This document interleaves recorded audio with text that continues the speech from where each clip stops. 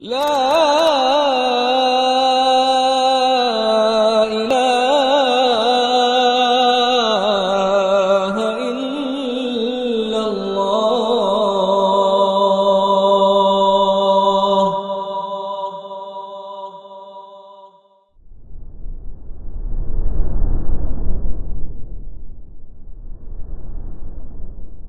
بسم الله الرحمن الرحيم. السلام عليكم ورحمة الله وبركاته. إن الحمد لله نحمده ونستعينه ونستغفره ونعوذ بالله من شرور أنفسنا وسيئات أعمالنا. من يهده الله فلا مضل له ومن يضلل فلا هادي له. أشهد أن لا إله إلا الله وحده لا شريك له وأشهد أن محمدا عبده ورسوله لا نبي بعده.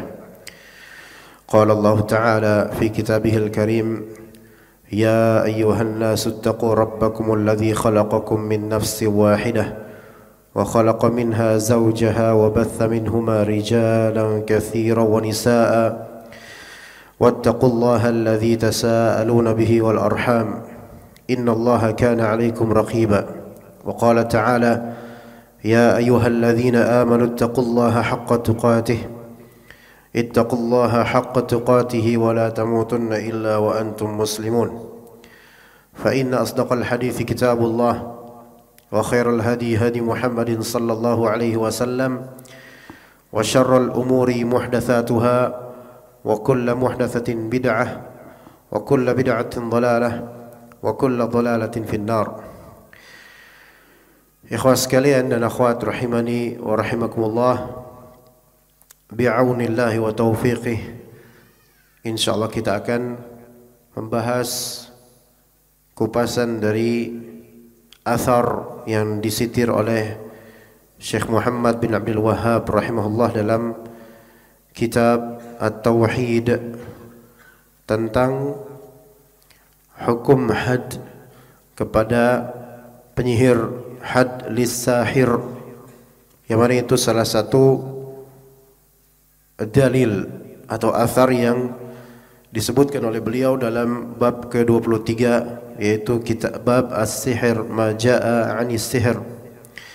Ya, semoga bermanfaat untuk kita, minimal menambah maklumat dan khazanah ilmiah berkaitan dengan ilmu syar'i, baik dari segi akidahnya maupun dari segi fiqihnya.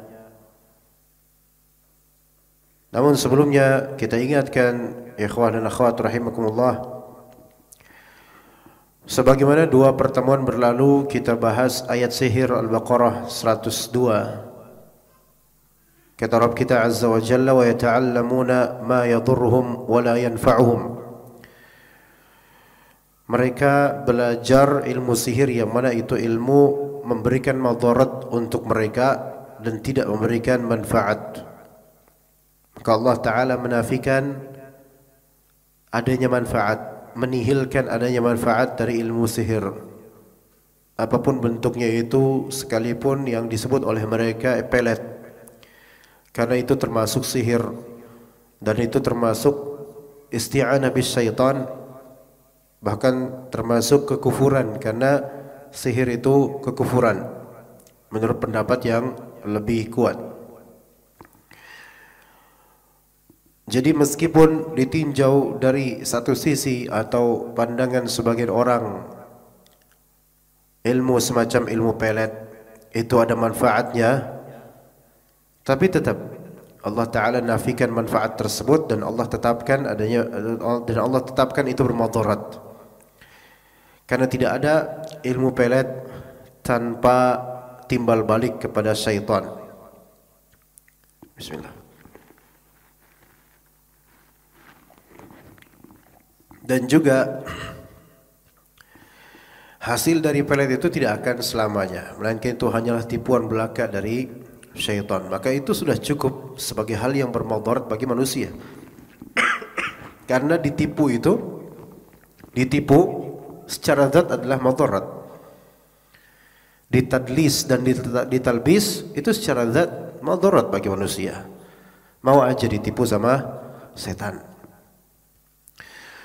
Kemudian juga Allah Ta'ala mengatakan wa ma hum bidharrina bihi min ahadin illa biiznillah. Di sini ada nafi dan ada itsbat. Ada penafian dan ada penetapan. Penafiannya wa ma hum bidharrina bihi min ahad. Menafikan efek madarat dari syaitan atau sihir. Dinafikan, diisbatkan dan ditetapkan kemudian dengan illah biiznillah. Jadi adanya adat an-nafiyah seperti ma atau in. Kemudian setelahnya ada harf al-istithna yaitu illah. Ini menunjukkan apa? Menunjukkan adanya penafian dan penegasan. Seperti ma, in, yang dimaksud dengan in di sini artinya ma atau la. Kita contohkan di kalimat syahadat. La ilaha illallah. La ilaha, la di sini la nafiyah, menafikan adanya sesembahan yang berhak. Semua sesembahan tidak ada yang berhak. Ini nafi. Tidak ada yang berhak disembah. Lalu ditegaskan dengan adanya harf al-istithna yaitu illah, kecuali. Maka ada penegasan, pengecualian yaitu Allah Ta'ala. Semua tidak berhak kecuali Allah Ta'ala. Maka semua tidak bermadarat kecuali dengan izin Allah Subhanahu Wa Ta'ala. Maka di sini ada menafikan bahwasanya syaitan itu bermadarat secara zat. Kita nafikan. Dan kita tegaskan bahwasanya Allah lah yang mengizinkan keterjadian dan madarat mereka terjadi. Itu yang harus kita betul-betul tanamkan. Sehingga segala mara bahaya, kesulitan, hal yang tidak kita inginkan di kehidupan ini, kita yakini itu semua biiznillahi ta'ala, dengan izin Allah Subhanahu wa ta'ala. Bukan secara zat dia bisa begitu sendiri, enggak. Makanya kalimat-kalimat semacam kebetulan itu multitafsir dan ambigu. Oh, kebetulan nih, ya. Kita bilang kalau kebetulan yang dimaksud adalah kebetulan keterjadian yang kok pas banget, tetapi itu semua qadar Allah, maka itu sahih. Tapi kalau kebetulan di sini kebetulan secara zat, maka tidak ada kebetulan secara zat, melainkan semua qadar Allah wa ma syafa'alah. Maka jika ada seseorang terkena sihir dengan beragam bentuknya, baik yang dianggap positif oleh sebagian atau negatif, maka tidaklah semua itu terjadi kecuali dengan izin Allah Subhanahu wa ta'ala. Ketika Allah mengizinkan dan takdirkan itu terjadi, maka semestinya korban atau pasien atau orang yang terkena sihir harus merujuk kepada Allah, harus rujuk kepada Allah. Ya, sebelum mencari wasilah yang syar'iyah atau mencari perantara yang diperbolehkan seperti konsultasi pada peruqyah misal atau pada ustaz atau orang yang berilmu. Sebelumnya dia harus kembali kepada Allah Subhanahu wa ta'ala. Karena yang mengizinkan semua itu terjadi adalah Allah Ta'ala, bukan peruqyah, bukan dai, bukan ustaz dan seterusnya. Itu yang disebut tauhid, ya, kembali kepada Allah Subhanahu wa ta'ala. Jadi segala sihir tidak mungkin terjadi atau goal terjadi berhasil sampai tujuan kecuali dengan izin Allah Ta'ala. Berikutnya ikhwas sekalian, kita menuju kitab At-Tauhid. Dalil keempat kata Syekh Muhammad bin Abdul Wahhab rahimahullah, diriwayatkan dari Jundub, sebagian menyebutnya Jundab, tapi ini Jundub, bahwasanya Rasulullah SAW bersabda dalam hadis marfu', yaitu haddus sahiri darbatun bis-saif. Haddus sahiri darbatun bis-saif. Hukuman bagi tukang sihir adalah dipenggal lehernya dengan pedang. Dipenggal lehernya dengan pedang. Hadis ini diriwayatkan oleh Imam Tirmidzi secara marfu', berarti dianggap sebagai perkataan Nabi sallallahu alaihi wasallam, tetapi kata Imam At-Tirmidzi sendiri sebagai perawinya mengatakan pendapat yang benar hadis ini adalah mauquf, yaitu perkataan sahabat, yaitu Jundub itu, bukan perkataan Nabi. Adapun sanad yang menyebutkan bahwa ini qala Rasulullah, maka sanad tersebut dhaif. Yang lebih sahih, yang sahih adalah bahwasanya yang sahih adalah sanad itu hanya mauquf sampai kepada perkataan sahabat yaitu Jundub. Maka kalimat haddus sahiri darbatun bisayf ini yang lebih tepat adalah kalimat sahabat, bukan wahyu, bukan kalimatnya Rasulullah sallallahu alaihi wasallam. Ya begitu. Ya ini yang perlu diklarifikasikan. Ya, jadi perkataan sahabat bukan perkataan Nabi sallallahu alaihi wasallam. Mauquf bukan marfu'. Nah, kalimat haddus sahir, had kita sebutkan kalimat had. Ya. Maka ikhwan, kita perlu di sini mengklasifikasikan yang namanya uqubah atau iqab. Uqubah atau iqab yang mu'tabar dalam syariat ada beberapa macam. Yang pertama yaitu had. Ini had, bisa had. Ada juga yang kedua sebutan lain, hukuman model lain yaitu semacam kafarah. Kafarah. Ya, kafarah. Kafarah ini mungkin pada asalnya mungkin bukan hukuman, tapi ia bisa bersifat hukuman, kafarah.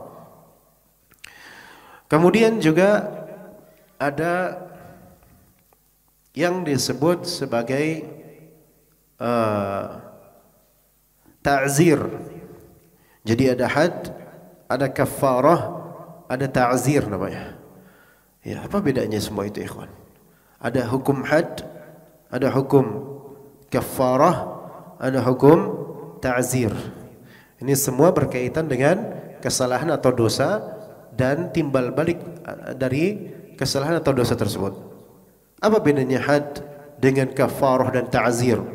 Dan apa beda antara tiga itu? Perlu diketahui, kawan, walaupun kafarah ini sebagian ulama mengatakan bahwa ini bukan termasuk dalam hukuman, tetapi dari suatu sisi kafarah itu hukuman yang harus ditunaikan oleh orang ini.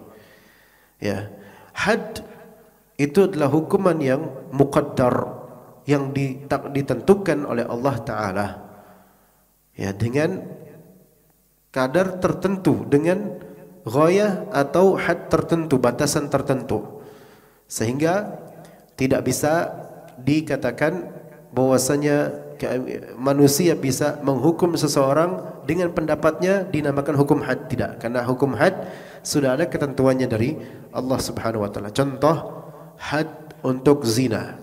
Had untuk zina. Bagi yang muhsan atau yang ghair muhsan atau yang budak. Ya. Jadi hukum had zina ini bisa paham di sini, kawan, maksudnya? Anu takutnya antum diam aja karena enggak paham gimana? Ya emang harus diam aja, jangan ngomong memang, tapi paham atau enggak, ikhwan? Paham ya? Jadi hukuman uqubah itu ada had, ada kafarah, ada ta'zir. Sebenarnya ada yang lainnya juga. Cuman tidak masuk ke benak Anda sekarang nih, ya. Mungkin lagi stay di Jatimur nih mungkin ingatannya. Ya, jadi tadi pertama apa? Had, kemudian kafarah, kemudian apa? Ta'zir. Yang paling luas itu ta'zir, nanti Anda sebutkan maksudnya. Ya. Nah, ada hukum had. Hukum had ini rata-rata hukuman yang berat, rata-rata. Tapi yang menentukan adalah Allah Ta'ala.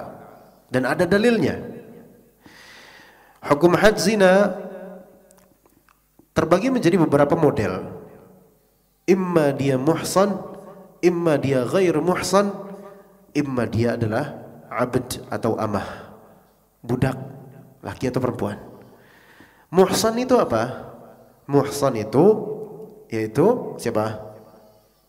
Orang yang sudah pernah, bukan, orang yang sudah pernah melakukan hubungan, ya maaf langsung aja sebutnya, jima' dengan istri yang sah secara pernikahan, maka ini muhsan.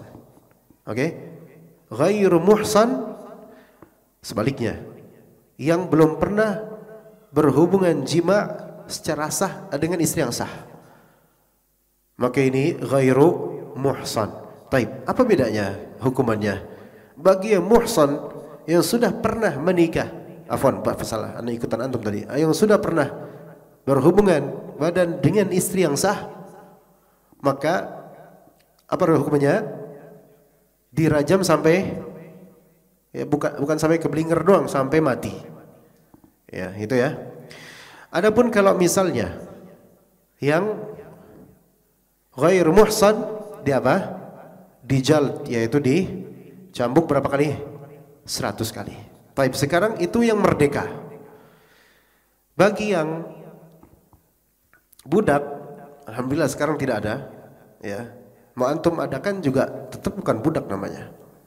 Ya, walaupun bagi orang Sunda anak-anak itu budak semua, barudak, ya, tapi bukan budak secara syar'i. Ya. Adapun bagi budak, fa idza uhsinna fa in atayna bi fahishatin fa 'alaihinna nisfu ma 'alal muhsanati minal 'adzab. Ya, panjang kalau diterjemahin. Intinya setengah dari siapa? Orang merdeka. Budak itu hukumannya setengah dari orang merdeka. Taib. Kalau misalnya budak ini belum pernah berhubungan badan jima' dengan pasangan sah, berarti dia kan ghair muhsan. Dia dihukum cambuk kan? Berapa sekarang hukumannya untuk budak? 50. Iya, 50 kali. Makanya kalau misalnya antum mau lebih ringan, jadilah budak, ya. Tapi nggak ada sekarang. Tapi sekarang bagaimana jika ternyata budak ini juga sudah menikah, sudah pernah jima dengan istrinya atau pasangan sahnya? Apa hukumannya? Setengah mati? Enggak setengah mati. Maka para ulama mengatakan hukumannya sesuai seperti dengan hukuman orang merdeka yang muhsan. Sama. Dihukum rajam sampai mati, sama khalas untuk ini. Begitu ya. Ini hukum had zina. Ada hukum had sariqah, untuk mencuri, ya, dipotong tangannya dengan kadar pencurian yang memang ada kadarnya. Ya, kalau misalnya dia nyuri permen sugus misalnya 2 pieces, itu bukan nggak masalah, nggak boleh, cuman itu nggak sampai potong tangan, ya begitu. Bagaimana dengan hukum kalau misal pencuri ini mencuri ampli masjid? Pencuri bukan? Tergantung ditaruh mana itu ampli. Kalau ditaruh di tempatnya, disimpan, ini pencuri berarti. Tapi kalau dipajang di luar, di jalan raya, ini bukan masuk ke dalam sariqah, karena benda yang diambil oleh pencuri ini tidak fi hirzihi, tidak di dalam penyimpanan yang tepat. Paham gak ikhwan? Begitu. Ini banyak lagi nanti klasifikasinya. Itu potong tangan. Kemudian sebagian ulama mengatakan begitu juga dengan syurbul khamr, minum khamr. Minum khamr itu ada hadnya. Berapa ikhwan? 80 cambuk, ya. Tapi sebagian ulama menyatakan bahwa saya cambukan 80 untuk peminum khamr itu bukan termasuk hukum had, kata sebagian ulama. Karena tidak ada teks khusus tentang itu. Karena hukum had itu hanyalah untuk yang memang ada dalilnya langsung dari Al-Quran atau dari hadis dengan straight langsung yang dianggap sebagai hukum had. Oke, itu contoh-contoh dari hukum had. Kemudian sekarang di sini kita temukan apa? Kalimatnya Jundab, haddus sahir darbatun bisayf. Had untuk penyihir adalah apa? Dipenggal lehernya dengan pedang. Pedang ya, bukan bisayf, bukan bisikin, bukan dengan cutter atau dengan pisau, bisayf, pedang. Nah, sekarang bagaimana menafsirkan haddus sahir di sini? Seandainya ini hadis marfu' dari Nabi sallallahu alaihi wasallam, ya, dengan nas dan lafal haddus sahir, maka jadilah ini hukum had jemaah. Tetapi karena ini perkataannya sahabat, maka tidak dikatakan oleh ulama sebagai hukum had yang tadi kita sebutkan, melainkan dia masuk ke dalam keumuman hukubah atau hukuman pada umumnya, ya, karena ini bukan nas syar'i, melainkan dia qaul sahabi, perkataan sahabat. Oke, jadi had di sini tidak masuk ke dalam yang kita sebutkan tadi dari hukum had. Bisa dipahami ikhwan di sini? Karena nas atau lafalnya perkataan Jundab, haddus sahir, yaitu had untuk penyihir, hukuman had untuk penyihir. Tapi hukuman had ini bukan hukuman had yang absolut yang seperti di Al-Quran dan Sunnah, melainkan perkataan siapa? Sahabat. Makanya terjadilah khilaf di antara ulama gitu loh. Seandainya ini perkataan Nabi, maka ulama udah nggak berselisih pendapat karena istilahnya udah had, nggak boleh diubah-ubah lagi. Maka itu terjadi khilaf. Nanti akan sebutkan khilaf antara Hanafi atau Hanabilah dengan Syafi'iyah dalam masalah ini, insyaallah nanti. Oke, kemudian yang kedua setelah had tadi Anda bilang apa, Ikhwan? Kafarat atau kafarah. Ya. Disebut kafarah kenapa? Karena dari kata kafir, yaitu menutupi dan menghapus. Ya, artinya menggugurkan dosa-dosa. Makanya pendapat Syekhul Islam Ibnu Taimiyah rahimahullah itu lebih tepat, bahwasanya kafarat untuk untuk perbuatan-perbuatan yang perlu kafarat itu menggugurkan dosa pelakunya. Kafarat ada beberapa macam, dan kafarah ini juga ada nasnya. Contoh, kafarah zihar misalnya. Tahu zihar enggak, ikhwan? Zihar di surat Al-Mujadilah awal-awal. Walladzina yudhahiruna minkum min nisa'ihim. Zihar itu adalah perkataan di bangsa Arab ketika itu, anti alayya ka dhahri ummi. Engkau bagiku seperti punggung ibuku. Sekarang nggak ada yang ngomong gitu di antara kita, ikhwan.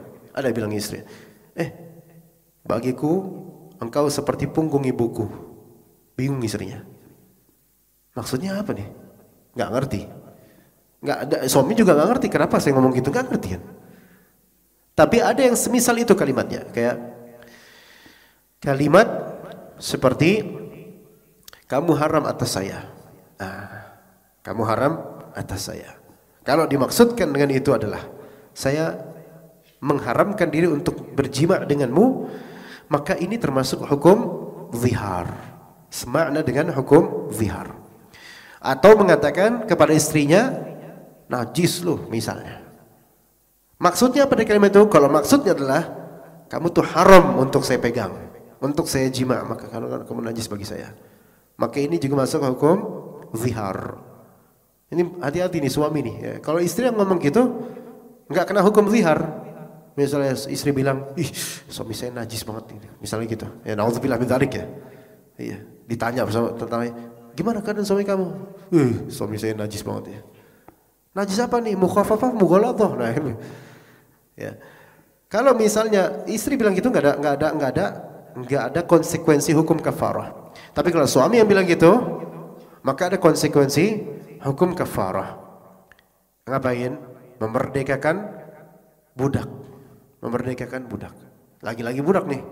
Nggak ada, kita nggak bisa. Budak di sini raqabah, budak, dan ditambah budak perempuan, budak, raqabah.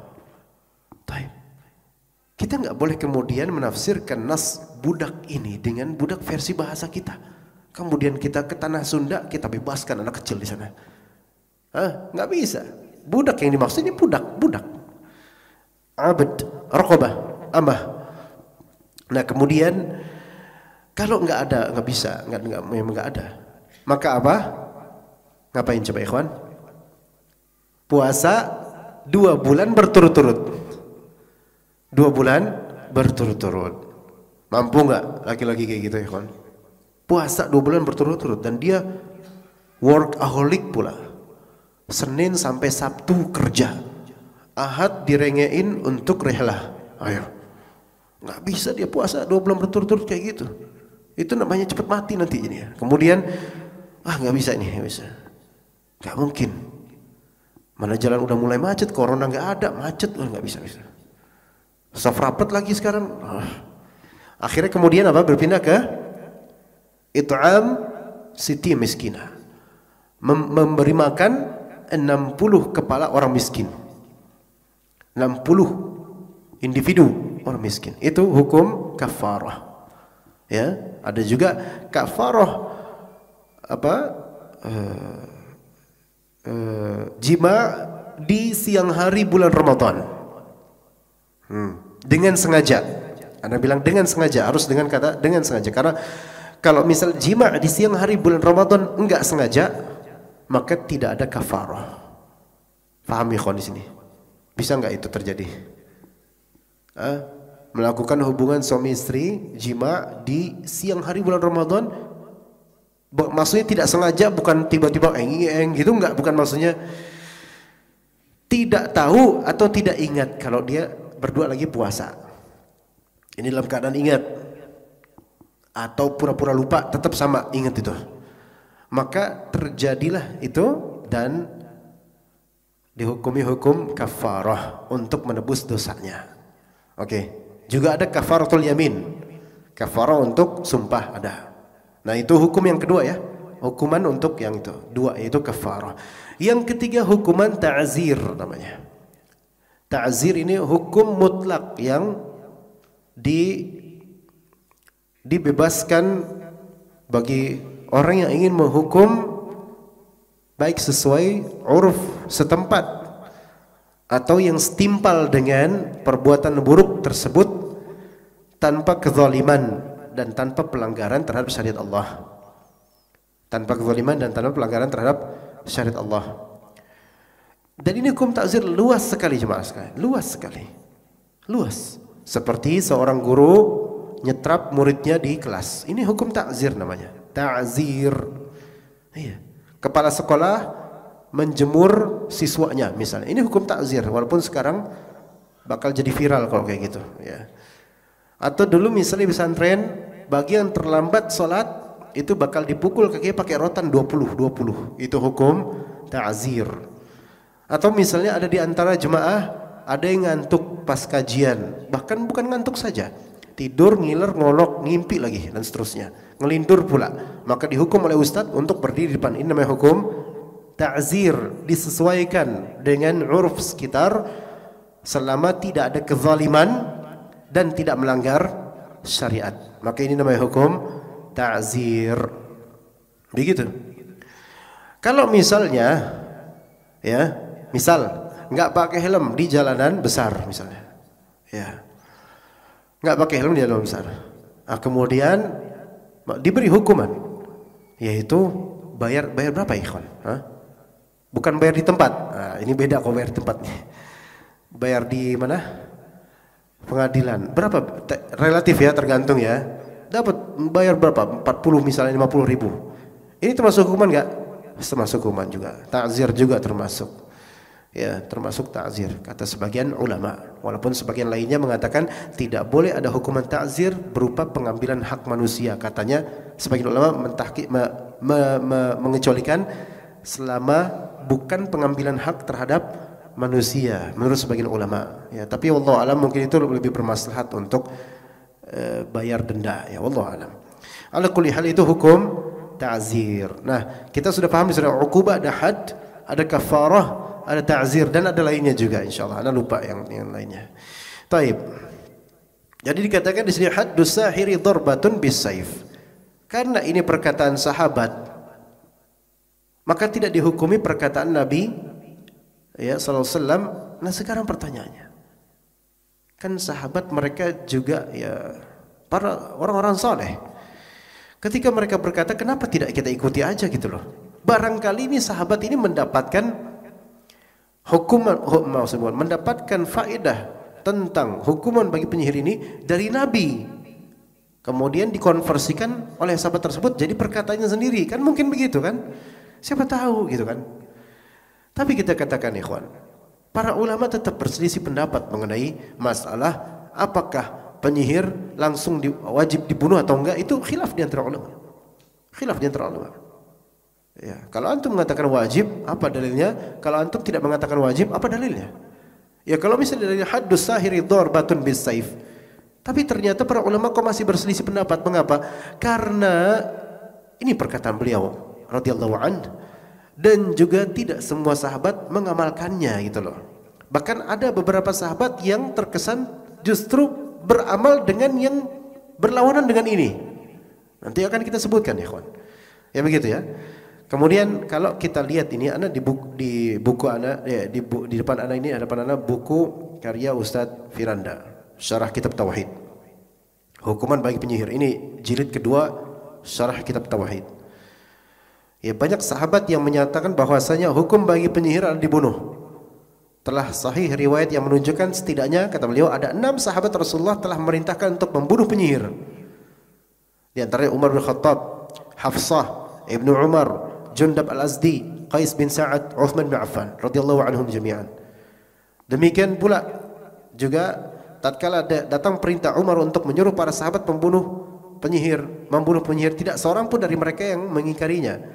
Maka kata Al-Ustadz Hafizahullah, fenomena ini dinamakan sebagai ijma' sukuti, ya.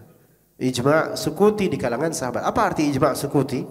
Yaitu ketika ada beberapa sahabat yang menerapkan suatu hukum, maka kemudian tidak ada satupun sahabat yang mengingkari, maka dianggap sebagai ijma' sukuti. Dan ijma' sukuti ini ada ulama yang mengatakan itu ijma' yang qat'i, yaitu yang absolut harus diikuti, dan ada pula ulama yang mengatakan ijma' sukuti itu tidak sampai derajat qat'i atau absolut, ya, melainkan itu adalah ijma' yang dianggap ijma' tapi tidak mesti menjadi ijma'. Karena apa? Karena ijma' sukuti ini terjadinya suatu hukum sementara sahabat lain tidak mengingkarinya, gitu loh.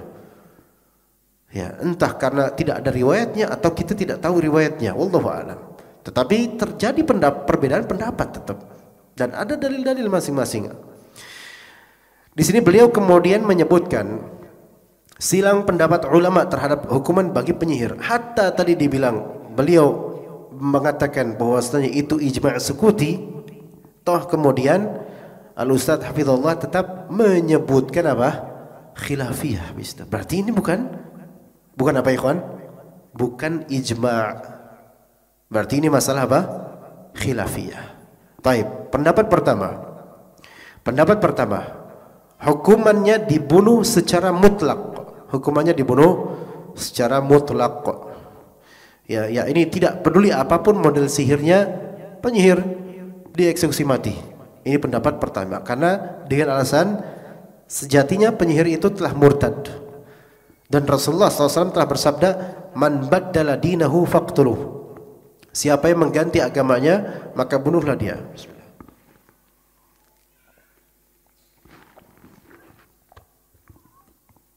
Karena penyihir itu telah murtad, maka ada dalilnya, man baddala dinahu faqtuluh. Siapa yang mengganti agamanya, maka bunuhlah dia. Dan memang hukuman untuk orang yang murtad adalah dibunuh. Tapi sebelum dibunuh, ini yang memang, kalau memang pakai ini dalilnya ikhwan, ada istilah namanya istitabah. Ada istilah namanya istitabah, yaitu diminta taubat. Orang yang memang dianggap murtad, maka waliul amr sebelum menerapkan hukum membunuh orang yang murtad ini, waliul amr akan membujuk orang murtad ini untuk apa? Kembali ke Islam. Itu hukumnya seperti itu, istitabah namanya. Makanya sampai ada ulama juga berpendapat bahwasanya penyihir ini memang betul dia kafir dengan ilmu sihirnya. Tetapi sebagaimana orang yang telah murtad, maka diberi istitabah, yaitu disuruh untuk bertaubat kembali ke Islam. Ada ulama yang berpendapat seperti itu, tidak langsung sekonyong-konyongnya dibunuh begitu, ya. Kalau memang pakai dalil man baddala dinahu faqtuluh, betul orang yang murtad dibunuh, tapi sebelum terjadi pembunuhan dan pemastian murtadnya dia, pasti dia murtad. Kemudian waliul amri menyuruh taubat kamu. Bahkan sebagian mengatakan istitabah itu sampai 3 kali. 3 kali bujukan, taubat, kalau enggak kamu akan dibunuh. Taubat, kamu diberi kesempatan, kalau enggak kamu dibunuh. Sampai 3 kali. Kalau dia masih belum menyatakan taubat kembali ke Islam, maka dibunuhlah dia, ya, dengan apa? Pedang. Itu pendapat pertama, ikhwan. yang beliau sitir di sini. Pendapat kedua, hukumannya tergantung jenis sihirnya. Ada pendapat ulama yang menyatakan hukumannya tergantung jenis sihirnya.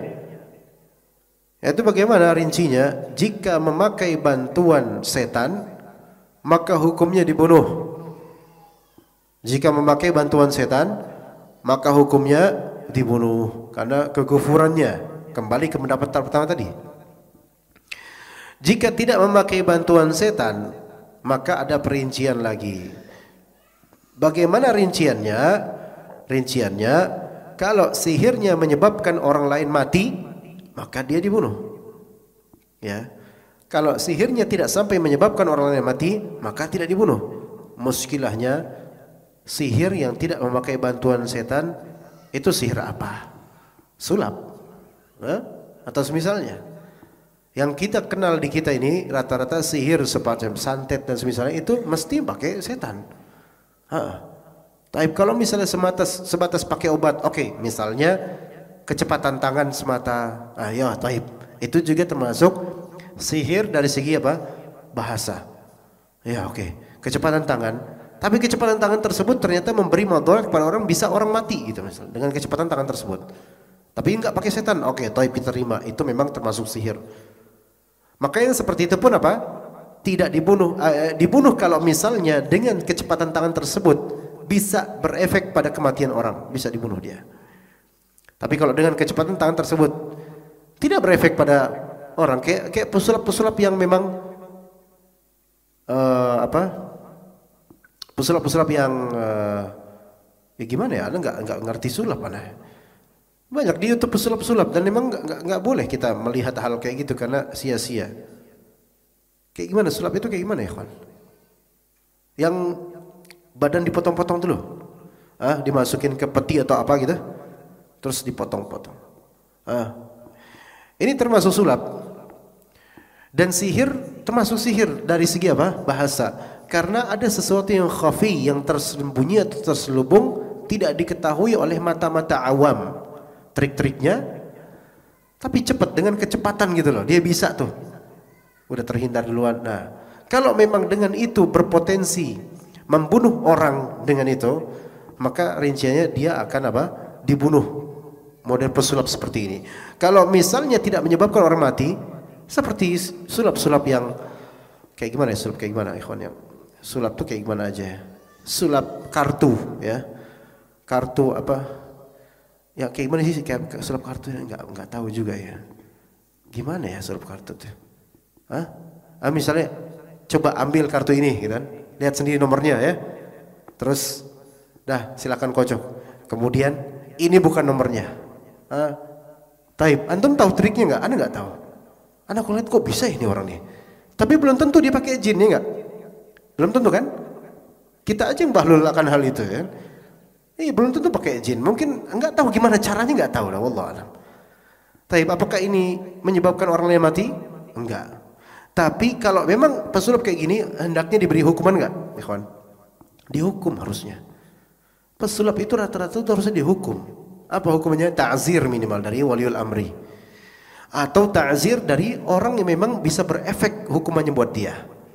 Kayak misalnya ustaz ngelihat dia main sulap, ya akhi taqillah, tinggalkan hal seperti ini. Ini tidak bermanfaat dan penghasilan dari ini pun tidak ada manfaatnya, tidak berkah buat antum. Dinasihatin. Kalau misalnya antum masih kayak gini juga, ana nanti akan laporkan antum ke orang. Ini termasuk ta'zir, peringatan buat dia. Begitu. Baik, itu yang kedua, pendapat kedua. Pendapat ketiga, hukumannya dikembalikan kepada penguasa. Hukumannya dikembalikan kepada penguasa. Dan penyihir dihukumi sebagai seorang zindiq. Ditentukanlah oleh penguasa. Kira-kira penguasa membijakkan gimana? Mau dibunuh atau tidak nih penyihir? Ya, zindiq itu apa? Zindiq itu orang yang berstatusnya muslim, namun dia menampakkan kekufuran. Itu bedanya zindiq dengan, wah, masya Allah, gimana ini? Udah mau azan dah? Masya Allah. Ya mau gimana lagi ya, kawan? Habis azan kan ya, kalau nggak salah ya. Kita lanjut ya. Oh ya, taib. Tafadhal azan.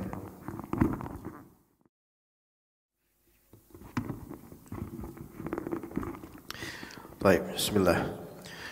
Sebagai tambahan faedah ikhwan dari tadi 3 pendapat yang telah disebutkan oleh Al-Ustaz Hafizullah dalam kitab beliau Syarah Kitab Tauhid jilid kedua, maka ana akan menambahkan faedah yang kita temukan di kitab Al-Hawi Al-Kabir karya Imam Al-Mawardi rahimahullah.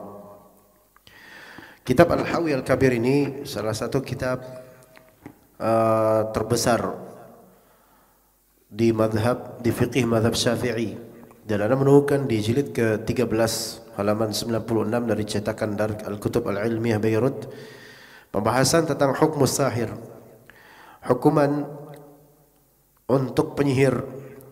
Maka beliau yaitu Al-Mawardi rahimahullah menyebutkan 2 madhab atau 2 pendapat ulama mengenai sikap terhadap penyihir. Bagaimana menghukum penyihir? Beliau mengatakan faqad ikhtalafa fihi al-fuqaha. Para ahli fikih mereka berikhtilaf dan berbeda pendapat mengenai hukuman terhadap penyihir. Fadhhaba Abu Hanifah wa Malik ila annahu kafirun yajibu qatluh. Maka Imam Abu Hanifah dan Imam Malik berpendapat bahwasanya penyihir itu kafir, wajib untuk dibunuh. Ini pendapat Abu Hanifah dan Malik rahimahumullah. Kemudian pendapat kedua, Al-Mawardi rahimahullah menyebutkan wa madhhabus Syafi'i. Madhab Imam Syafi'i yaitu madhab Imam Mawardi juga. Ya, karena beliau mengikuti madhab Syafi'i. Annahu la yukfaru atau la yukaffaru bis-sihri wa la yajibu bihi qatluhu wa yus'alu anhu. Bahwasanya dalam mazhab Syafi'i penyihir itu tidak dikafirkan dengan sebab sihir secara zat. Nah, ini harus dipahami baik-baik dalam mazhab Syafi'i. Penyihir tidak dikafirkan disebabkan sihirnya, bukan karena sihirnya. Pahami baik-baik ya, kawan. Ya. Imam Abu Hanifah dan Imam Malik dan sebagian ulama mengkafirkan penyihir dengan sebab sihirnya. Dengan sebab sihirnya secara zat, maka sudah kafirnya. Adapun Imam Syafi'i, mazhab Syafi'i itu tidak mengkafirkan penyihir karena sihirnya, bukan. Wala yajibu bihi qatluh, tidak wajib membunuh penyihir. Wa yus'alu an, dan hendaknya ditanya dulu penyihir itu. Kalau misalnya seseorang tertuduh sebagai penyihir, maka harus ditanya dulu dia. Ditanya tentang apa? Tentang beberapa hal tentang sihirnya itu. Fa in i'tarafa ma'ahu bima yujibu kufruhu wa ibahatu damihi kana kafiran bimu'taqadihi la bisihrihi. Kalau misalnya penyihir ini mengakui bahwasanya bersama dalam diri atau pemikiran penyihir ini ada beberapa hal yang melazimkan kekufuran dirinya itu, atau melazimkan bolehnya ditumpahkan darahnya, maka dia menjadi kafir. Karena apa? Bimu'taqadihi la bisihrihi, karena akidah penyihir ini, bukan karena sihirnya. Bisa dipahami nggak, ikhwan? Karena keyakinan penyihir ini, bukan karena semata-mata perbuatan sihirnya, karena akidah penyihir ini, gitu loh. Wa kadzalika law i'taqada ibahat as-sihri sara kafiran bi'tiqadi ibahatihi la bi fi'lihi. Kalau misalnya dia, penyihir ini, meyakini bolehnya sihir, maka dia menjadi kafir dengan sebab apa? Keyakinan akan bolehnya sihir. Nah, apa hikmah di balik pendapat mazhab Syafi'i ini, ikhwan? Hikmah di balik itu adalah siapa yang meyakini bolehnya sihir, maka dia apa? Kafir. Walaupun dia bahkan tidak melakukannya. Paham enggak, ikhwan? Siapa yang melakukan atau Di YouTube itu ada tutorial pelet, tapi jangan dibuka. Ya. Atau tutorial susuk. Atau bahkan menawarkan jasa pelet dan susuk, ikhwan. Taib. Ya, kita mau mentanzil di kenyataan versi mazhab Syafi'i, coba ya kita tanzil, maksudnya kita apa ya? Kita realisasikan pendapat mazhab Syafi'i di kenyataan kita nih ya. Oke. Tutorial pasang susuk. Ada orang pasang susuk abal-abal, ada nggak? Mungkin nggak? Ya mungkin. Taib. Susuk itu termasuk sihir nggak, ikhwan? Sihir kalau pakai jin dan kalau meyakini adanya sesuatu di susuknya itu. Tapi yang abal-abal, yang penting dapat duit, dia hakikatnya penyihir bukan, ikhwan? Bukan, dia penipu. Ya semua penyihir penipu, tapi ini udah bukan penyihir, nipu lagi gitu loh. Oke, tutorial pelet atau menerima request pelet, ya, order pelet, ya, maharnya sekian, ritualnya begini. Oke. Antum datangi untuk mengetahui hakikat dari tukang pelet ini. Antum tanya dia, apa hukumnya pelet? Bukankah pelet itu termasuk sihir? Apa hukumnya? Oh, nggak apa-apa. Pelet ini namanya sihir putih. Betul nggak kata mereka gitu? Itu. Kalaupun kita disebut dukun, kita ini dukun putih, Pak. Kata dia gitu kan? Gitu. Nah, kemudian kalau kita tanzil mazhab Syafi'i, ini berarti dia meyakini bolehnya sihir, maka jadi kafir. Kalau pakai mazhab Syafi'i. Nah, gitu ya. Walaupun kita belum melihat dia melet orang. Kef, bisa paham nggak ikhwan di sini? Ya. Tapi kalau dia cuma mengklaim doang, kemudian ketika ditanya, kamu jenengan kok membuka jasa pelet? Emang pelet apa hukumnya? Pelet sebenarnya haram. Ini saya emang ya lagi butuh duit aja gitu kan. Gitu. Gimana? Hah? Langsung antum bawa pedang terus antum tebas lehernya? Dalam mazhab Syafi'i enggak, akhirnya oh, jadi kamu tetap buka jasa pelet walaupun kamu enggak meyakini haramnya ya. Tapi kamu tetap jual, ini kamu penipu ya. Ini saya ada pedang nih, saya sembelih kamu. Dia bilang, tapi Ustaz, afwan Ustaz, di mazhab Syafi'i ini saya enggak dikafirkan, jadi tolong jangan bunuh saya. Ternyata bermadzhab Syafi'i dia. Faham nggak di sini? Jadi dalam mazhab Syafi'i itu dirinci, bahkan mungkin lebih toleran sebenarnya dibandingkan langsung divonis kafir. Kata dalam mazhab Syafi'i, wala la yukaffaru bisihir wala yajib bihi qatluh wa yus'alu an. Ditanya dulu dia. Jadi berarti di mahal atau di tamhil, yaitu ditunda dulu sebentar. Tabayun dulu, tanya dulu dia kayak gimana. Apakah betul dia memang meyakini sihir itu halal atau gimana? Karena sebagian dari dukun, sejujurnya Anda juga pernah bertanya pada dukun, laki-laki dukun itu, dan dia sebenarnya menyesali apa yang dia lakukan, walaupun dia dalam proses menyantet anak orang, maksudnya masih hari-hari menyantet anak orang. Anda tanya, apa sampai enggak nyesal? Saya sebenarnya udah capek Ustaz dengan hal ini semua, saya pengen taubatnya. Gitu, ada dukun seperti itu, dia yakin ini haram. Dia bahkan menceritakan bahwa saya ke rumah tangganya dia hancur gara-gara dia melakukan sihir ini. Ada yang seperti itu, ikhwan. Iya. Dan juga sebelumnya, kalaupun dibunuh, siapa yang membunuh? Waliul amr. Waliul amr. Makanya di sini ketika di sini disebutkan dalam kitab Ustaz Firanda, dari banyak pendapat ini pendapat yang lebih tepat adalah pendapat pertama, yaitu dibunuh secara mutlak tanpa membeda-bedakan jenis sihirnya. Tapi dari keterangan yang beliau kemudian tulis atau mungkin ditulis oleh tim beliau, bahwasanya beliau hafizahullah menggabungkan tiga pendapat tersebut sebenarnya. Bisa antum lihat di kitab Syarah Kitab Tauhid jilid kedua. Ana sambung lagi. Kita karena kita menginginkan dalil demi dalil.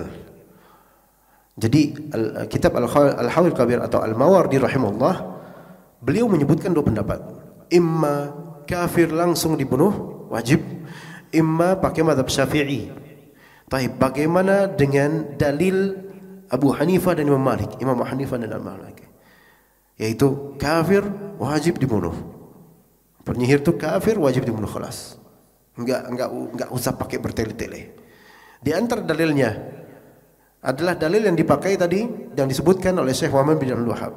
Haddus sahiri darbatun bis-saif.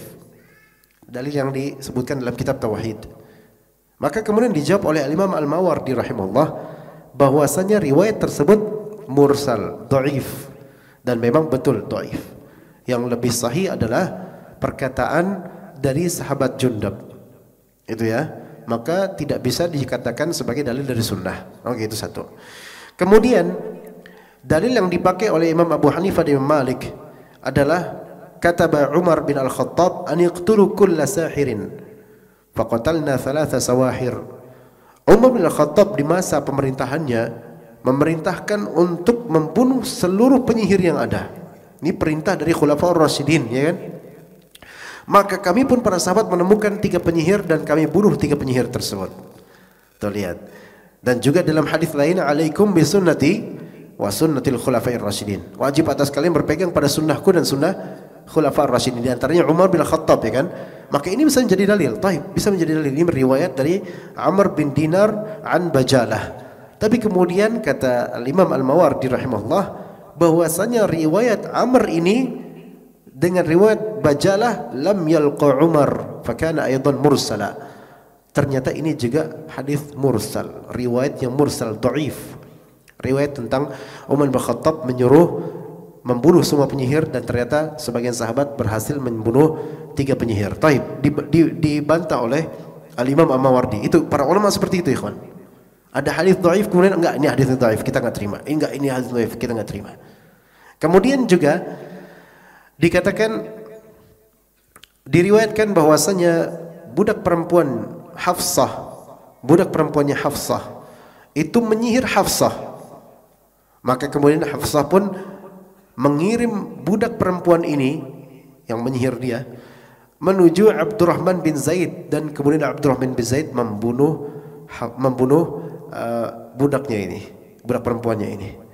Nah, ini dalilnya. Apakah dijawab oleh Al-Imam Al-Mawardi? Iya, dijawab. Ya, dijawab. Abdurrahman bin Zaid membunuh budak perempuan tersebut yang menyihir Hafsah. Iya, dijawab oleh Imam Al-Mawardi bahwasanya Utsman bin Affan mengingkari pembunuhan tersebut. Terjawab.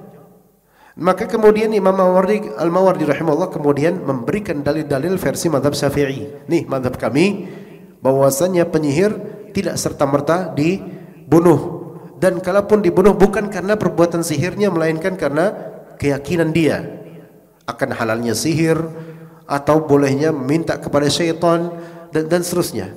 Nah, di antara dalilnya kata Nabi sallallahu alaihi wasallam, "Umirtu an uqatilan nas hatta yaqulu la ilaha illallah fa idza qaluha 'asamu minni dima'ahum wa amwalahum illa bihaqqiha." Kata Nabi SAW, aku diperintahkan oleh Allah Ta'ala untuk memerangi manusia hingga mereka mengucapkan la ilaha illallah. Maka jika mereka mengucapkannya, harta mereka terjaga, darah mereka terjaga kecuali dengan haknya. Taib. Itu dalil yang disitir oleh Imam Al-Mawardi. Karena ini penyihir dia masih mengatakan la ilaha illallah, ya kita nggak bisa membunuh dia, gitu kan. Gimana pendapat antum? Kira-kira kuat nggak dalilnya, ikhwan? Ini hadis sahih. Kuat nggak kira-kira? Tapi bisa dikritik oleh ulama, Antum, ya Syekh Mawardi, antum pakai dalil yang sangat umum. Dia memang mengatakan la ilaha illallah, tapi dia melakukan nawaqid atau apa? Pembatal la ilaha illallah. Yaitu apa? Sihir itu membatalkan la ilaha illallah. Tapi dijawab lagi oleh Imam Mawardi dan juga mazhab Syafi'i. Dijawab lagi. Ya. Kami tidak meyakini bahwasanya sihir secara zat pembatal la ilaha illallah, melainkan yang membatalkan la ilaha illallah adalah keyakinannya terhadap bolehnya sihir itu atau keyakinannya memboleh dan seterusnya. Itu para ulama berdebat di situ. Ya, tapi antum nggak dengar kan perdebatannya? Nggak dengar. Ya. Kemudian, jadi dalil yang Imam Mawardi setir di sini itu pun belum selamat dari kritikan, bukan dalil yang dikritik, tapi apa? Pendalilannya yang dikritik oleh sebagian ulama. Maka kemudian Imam Al-Mawardi menaruh dalil lagi. Nih, saya kasih dalil lagi buat sampean. Sampean kenal enggak namanya Labid bin Al-A'sam? Pernah dengar enggak nama itu? Hah? Labid bin Al-A'sam. Hah? Enggak pernah dengar? Enggak pernah dengar dah. Labid bin Al-A'sam itu yang menyihir Nabi, seorang Yahudi yang menyihir Nabi. Nah, ini clear? Yang pernah menyihir Nabi sallallahu alaihi wasallam namanya Labid bin Al-A'sam. Dia seorang Yahudi. Khilaf di antara ulama, apakah Labid bin Al-A'sam ini Yahudi tulen atau dia Yahudi yang pura-pura masuk Islam sehingga munafik? Itu khilaf di antara ulama.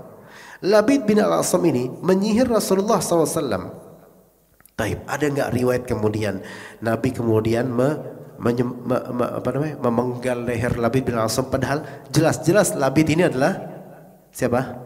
Orang yang menyihir. Dan Rasulullah tahu itu. Tapi apakah Rasulullah membunuhnya? Membunuhnya enggak, ikhwan? Enggak. Kuat enggak dalilnya? Gimana? Kuat enggak, ikhwan, dalilnya? Kemudian dalam kitab Fathul Bari Syarah Sahih Bukhari, hadis ini kan dalam Sahih Bukhari. Kemudian Imam Ibnu Hajar Al-Asqalani dalam Fathul Bari kemudian menjelaskan beberapa masalah dari hadis tentang Labid bin Al-A'sam ini. Ya. Lihat, Ibnu Hajar juga mazhabnya Syafi'i. Al-Mawardi mazhabnya Syafi'i. Imam Al-Mawardi mengatakan Labid bin Al-A'sam itu menyihir Nabi sallallahu alaihi wasallam. Imma dia emang Yahudi atau munafik, pokoknya menyihir Nabi. Nabi SAW tahu Labid inilah yang menyihirnya. Tapi Nabi SAW tidak tidak membunuh Labid. Faham di sini ikhwan dalilnya? Berarti memang asalnya tidak wajib untuk membunuh penyihir. Faham di sini? Ini dalil yang dipakai oleh siapa? Imam Mawardi mazhab Syafi'i. Baik. Dalam Fathul Bari kemudian Ibnu Hajar menjelaskan penyebab mengapa Nabi SAW tidak membunuh Labid bin Al-A'sam.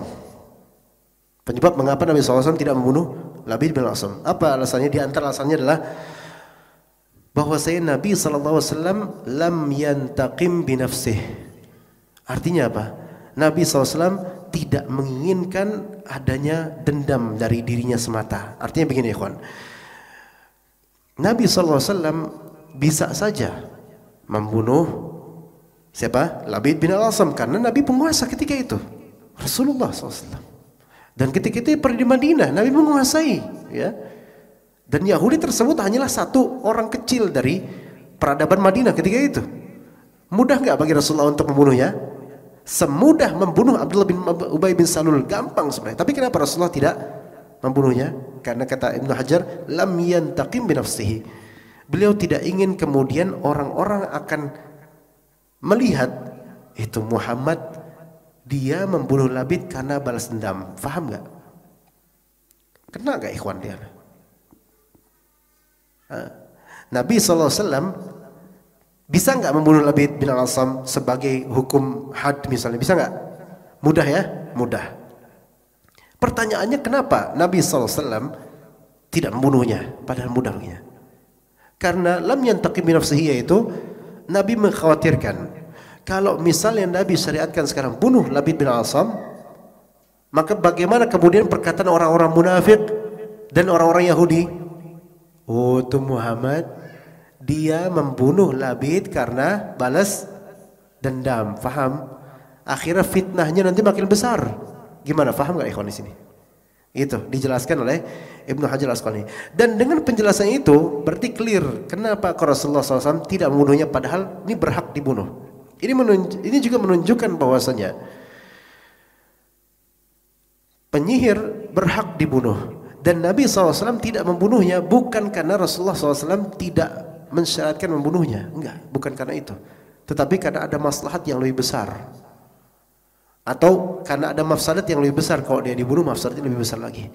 Maka dalil yang dipakai oleh Imam Marwardi dan juga mazhab Syafi'i dalam kasus Labid bin Al-Asam ini tidak pendalilannya tidak begitu kuat, wallahu a'lam.